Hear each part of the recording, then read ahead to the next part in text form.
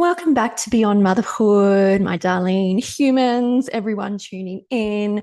I'm your host, Monique Bathurst. And if you're new here, welcome. This is the podcast where we speak all around motherhood and beyond, from the messy, from the beautiful, what it means to be a woman outside of the mother, how we can start to reclaim ourselves as women and live in more joy and pleasure and not constantly the overwhelm and even sometimes rage that we can experience as mothers. So, today we are going to be diving into this feeling, this sense that sometimes motherhood can feel like we're in this kind of constant state of emergency. And what I mean by that is, if you've ever felt your heart race when the kids are fighting, your body's tense when you're running late, or your brain just kind of goes into like full panic mode when there's a lot of chaos, whether that's mess or overstimulation from noise and all the things that come with being a mother and a parent, then this is when our brain, and I'm going to break this down a bit, brain kind of signals to us that it's a threat, it's an emergency. So you're in the right place if you've ever felt like that. And we're going to break this down a bit today. So, motherhood can be loud. It can be unpredictable. We're kind of kept on our toes a bit at times, and it can be full of a lot of overstimulating moments, from crying, meltdowns, sibling bickering and fighting. As I said, mess, things not in their place like we might have had pre-children, feeling like we're constantly rushing out the door in the morning, the mental load of motherhood, like the list goes on. There are so many things that can add to this quote unquote chaos that it can feel at times, and the busyness. And when it comes to our brain and our nervous system, our brain doesn't know the difference between a real threat and a perceived threat, like an everyday stressor that we have. It reacts in the same way because it's designed to keep us safe, right? Our brain, and thousands and millions of years ago, however long you believe the world to be around for, we did as human beings have to literally react as if it was a life or death situation a lot of the time. But in our world today, I mean, of course, there potentially are going to be those sorts of situations, very rare, but we have so many different everyday stresses that will still signal to our brain that there's danger. And when we're triggered and when we're feeling really stressed and overwhelmed, the amygdala, which is part of our brain, it's a little almond shaped part of our brain. It's the brain's fear center. It's in our limbic system, which is all around our emotions. I won't get too into it anyway, but anyway, our amygdala, it kind of sounds this alarm, right? And then from there, it starts to release stress hormones. So it floods our body with the stress hormones like adrenaline and cortisol. So that is, from a physiological, neurological point of view, what actually happens when we are met with a trigger or a stress or the chaos and the overwhelm, as parents. And of course, this happens in everyday life as well. But as mothers, these are often the things that will sort of signal to our brain that there is a perceived threat if we haven't, started to support ourselves and know how to rewire and expand our capacity to be able to be with those sensations and those feelings and things. But this is essentially why, when we get flooded with these hormones and we get into this state, this is why we then will snap at our kids, we'll lose our shit, or potentially we'll just, we'll shut down and we'll numb out, and we sort of reach for those coping mechanisms, which we often can do. Or we just feel like we need to escape. We reach for the wine and things that are just going to try and like shut out the stress of what's going on, right? And our brain, like I said, thinks that we're in danger. And the fight, flight, freeze response, as I mentioned, we kind of go into this either hyper aroused state, our sympathetic state, where we're in fight, flight, or on the opposite end of that spectrum is our freeze response. But these responses are really just designed to protect us from danger. But in motherhood, it can often feel like we're activated all of the time because of how much responsibility that mothers, particularly, and I'm not saying dads don't either, but mothers, particularly, have. And this can obviously over time lead to chronic disease. It can lead to obviously mental health concerns and challenges. But this constant overstimulation and overwhelm, it's really just keeping us in this high alert state. And from that, when we're in this for long periods of time, those small stresses can feel huge. So your kid might drop something on the ground, and that is enough to send you into this spiral or into this snappy, rageful reaction to your child. And when we're constantly in that reactive state, of course, over time, we're going to feel so bloody exhausted and drained. We're going to just constantly be irritable, and we're going to feel really disconnected from ourselves and potentially our children and our partners and family as well. And I'll give you an example. Like for me, like I've got two children, and I had this sort of similar thing happen the other day. And these things, like, of course, I'm a mother, like, I've done a lot of work on myself, but I'm human, and I'm a work in progress, and I'm never going to get it quote unquote right or perfect, because there's no such thing. But I had this moment the other day where my son was trying to get, we were trying to get out the door early. It was just my eldest and me on this particular morning. He wanted to go fishing before school. And he's pretty motivated to get everything organized and ready, because that's something he loves doing and enjoys doing together one morning a fortnight. And so his job is to get all the fishing stuff ready and pack the car, which he's fine to do. But pretty much everything else was left up to me. And that's fine, like getting lunches ready, getting myself ready, making sure he's packed his bag and all of that sort of thing. And he decided he wanted to try and put I think it was a hook on the line for one of his fishing rods.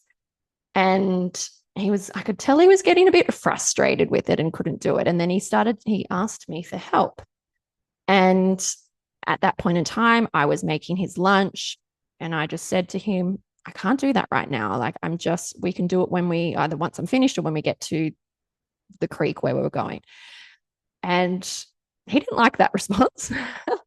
And he started to escalate, and I could just feel like the irritation on in my body. Like, I'm just like, dude, like, come on, like, I need you to this does not need it. And I'm saying this obviously internally, like, this does not need to be done right now. Like, we can't go fishing unless all this other stuff gets done. And he was in the garage and I was in the kitchen, which is only like a couple of meters away from each other. And he was just like, and he started to raise his voice a bit, like, Mom, come on. Like, and I started to like really feed into it, and I started to notice like my tone of voice. And then I quickly just was like, this is not an emergency. And I said to him, we don't need to rush doing it right now. This can be done when, if you want to give it a go now, great, but I can't help you right now. I said, but we've got time to do it when we get to where we're going. And it was kind of enough, like, it was not in those exact words, but it was just that reminder of like, this is not an emergency.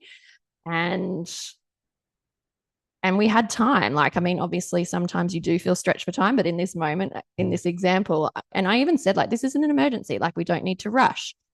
And I often come back to that phrase or that mantra. I like to call it a mantra, because often we feel like it's this sense of urgency or emergency, and that is when, if we kind of just leave it unchecked, we can spiral into it. And especially if our kids are starting to escalate as well, and which of course they do.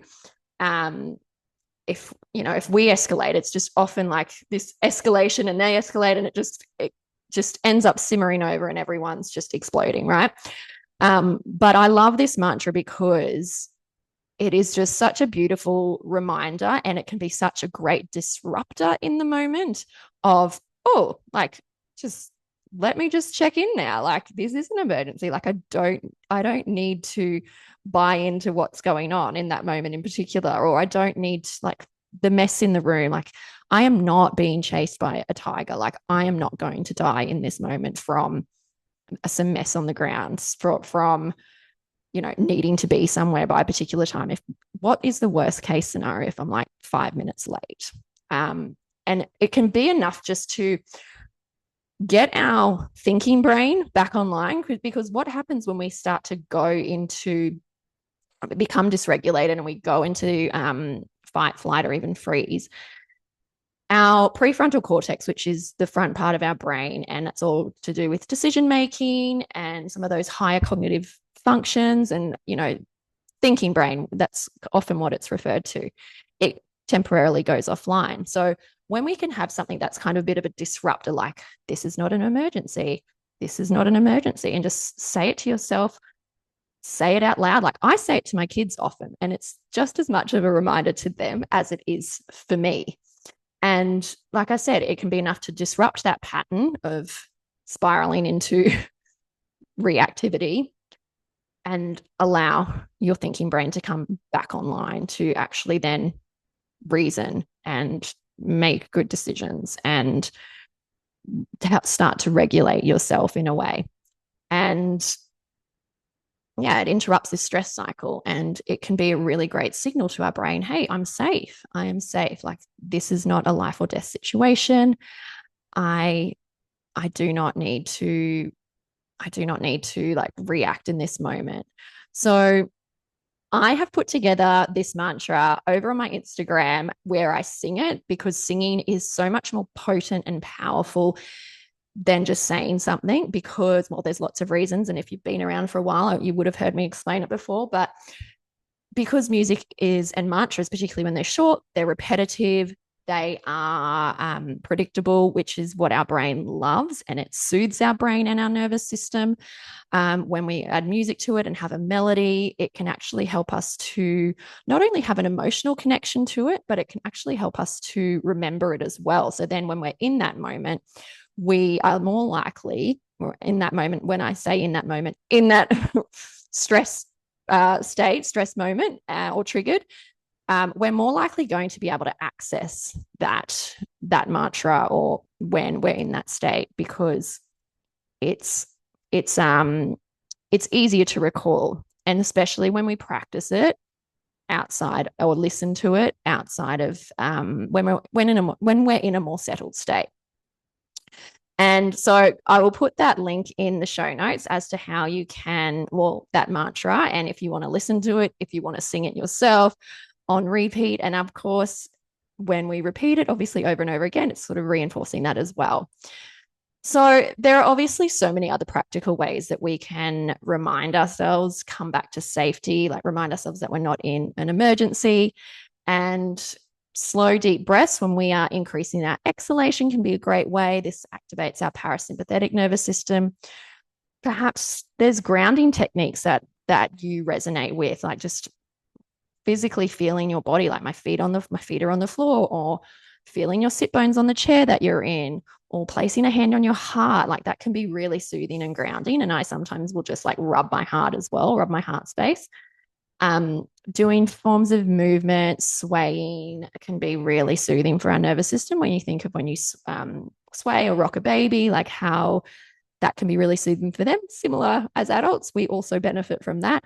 It can just be stretching, moving, going for a short walk, or just moving your body to music or anything that helps you in that moment, or even afterwards, if you've managed to kind of move through that stressful moment, but you're kind of still feeling like the residue of it there. Like, there is really benefit from still doing a practice that's going to support you to, I guess, finish that cycle of what you're feeling. So if you're feeling really overwhelmed, like, to come back to that sense of safety and that sense of regulation.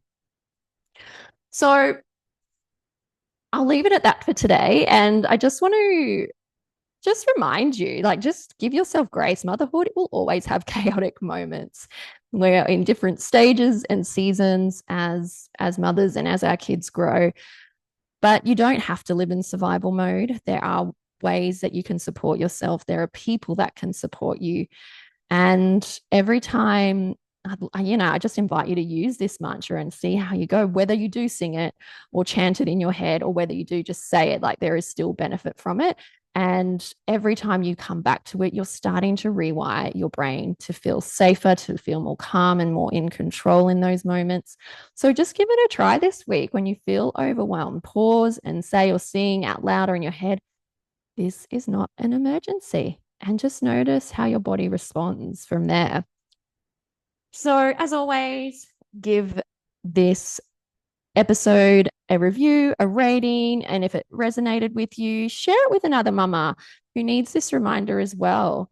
And I'm always open to hearing feedback and connecting with you all. So please do reach out on Instagram. My DMs are always open, but I just want you to remember this week that you are safe. You are so capable, mama. And this is not an emergency.